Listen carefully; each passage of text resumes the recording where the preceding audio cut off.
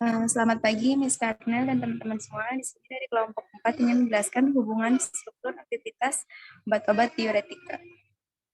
Diuretik adalah senyawa atau zat-zat yang mengakibatkan pengeluaran urin melalui kerja lambung pada ginjal.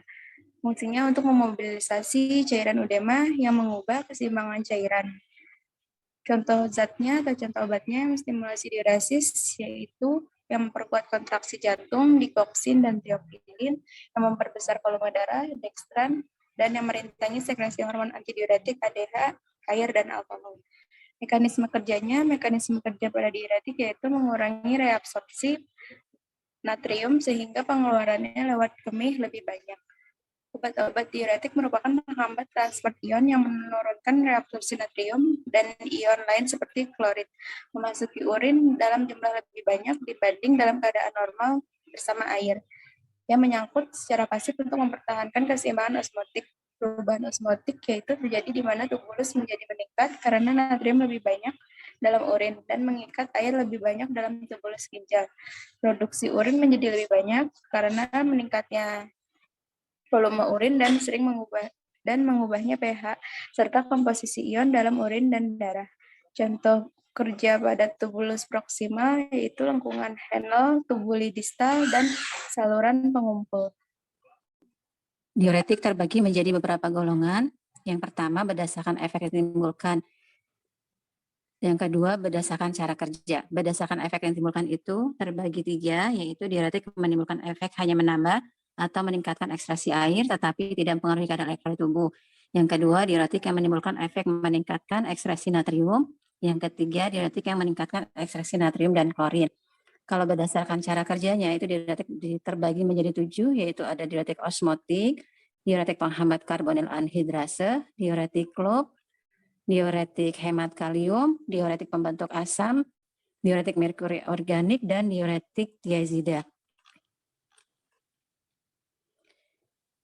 Diuretik osmotik, obat ini diabsorpsi sedikit oleh tubuli, efeknya diuresis osmotik dengan ekstraksi air kuat dan relatif sedikit ekstraksi natrium. Contohnya adalah manitol, glukosa, sorbitol, sukrosa, dan urea.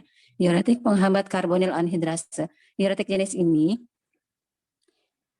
merintangi enzim karbon anhidrase di tubuli proksimal, sehingga di samping karbonat juga natrium dan kalium diekstraksi lebih banyak bersama dengan air. Penggunaan diuretik penghambat karbonik anhidrase terbatas karena cepat menimbulkan toleransi. Sekarang diuretik penghambat karbonik anhidrase lebih banyak digunakan sebagai obat penunjang pada pengobatan glaukoma dikombinasi dengan miotik seperti pilokarpin karena dapat menekan pembentukan aqueous humor dan menurunkan tekanan dalam mata. Dan jenis diuretiknya lemah, berperan terhadap aktivitas diuretik. Penghambat karbonik anhidrase adalah gugus sulfanil bebas. Mono dan disubstitusi pada gugus sulfanil akan menghilangkan aktivitas diuretik karena pengikatan obat reseptor menjadi lemah. Pemasukan gugus metil pada acetazolamid dapat meningkatkan aktivitas obat serta memperpanjang masa kerja obat. Hal ini disebabkan karena acetazolamid mempunyai kelarutan dalam lemak lebih besar, absorpsi kembali pada tubulus menjadi lebih baik, dan afinitas terhadap enzim lebih besar. Metazolamid mempunyai aktivitas diuretik 5 kali lebih besar dibandingkan acetazolamid. Modifikasi yang lain dari struktur acetazolamid secara umum akan menurunkan aktivitas. Di asetilase akan menurunkan aktivitas dan memperpanjang gugus alkil pada rantai asetil dan akan meningkatkan toksisitas. Contohnya adalah acetazolamid. Kemudian ada diuretika loop, merupakan senyawa saluretik yang sangat kuat dan aktivitasnya jauh lebih besar dibandingkan dengan turunan tiazid atau senyawa saluretik yang lainnya. Turunan ini juga dapat memblok pengangkutan aktif natrium klorid pada loop Henle, sehingga menurunkan absorpsi kembali natrium klorid dan juga akan meningkatkan ekskresi natrium klorid tersebut lebih dari 25%. Juga akan memperlihatkan kurva dosisnya atau efek curam. Artinya bila dosis dinaikkan, efeknya senantiasa akan bertambah. Struktur kimia obat ini bervariasi dan secara umum dapat dibagi menjadi 2 kelompok, yaitu turunan asam fenoksiasetat dan juga turunan sulfonamida. Contohnya furosemida, bumetanida, dan etakrinat. Pada diuretika loop ini juga mempunyai mekanisme kerja sebagai yang pertama, penghambatan enzim Na+K ATPase, yang kedua penghambatan atau juga pemindahan siklik AMP, dan yang terakhir penghambatan glikolisis. Kemudian ada diuretika hemat kalium.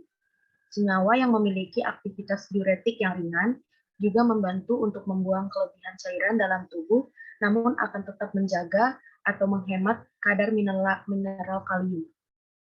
Salah satu jenis diuretik yang berperan dalam penyingkiran cairan tubuh ini akan bekerja pada saluran pengumpul. Diuretik hemat kalium dibagi menjadi dua kelompok, yaitu diuretika dengan efek langsung, yang seperti contohnya amilorid dan juga triamteran. Yang kedua, antagonis aldosteron, yang contohnya spironolakton.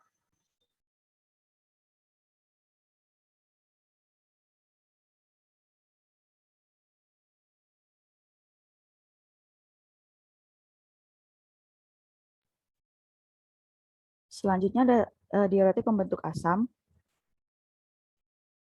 Senyawa anorganik yang dapat menyebabkan urin bersifat asam dan mempunyai efek diuretik. Mekanisme terjadinya efek diuresis oleh diuretik golongan ini yaitu pembentukan garam dan kemudian diekskresikan bersama-sama dengan sejumlah ekivalen air dan terjadi diuresis. Efek samping yang ditimbulkan antara lain iritasi lambung, penurunan nafsu makan, mual, asidosis, dan ketidaknormalan fungsi ginjal. Contohnya amonium klorida, amonium nitrat, dan kalsium klorida. Selanjutnya ada diuretik merkuri organik. Diuretik ini menghambat absorpsi kembali ion natrium, klorin, dan air.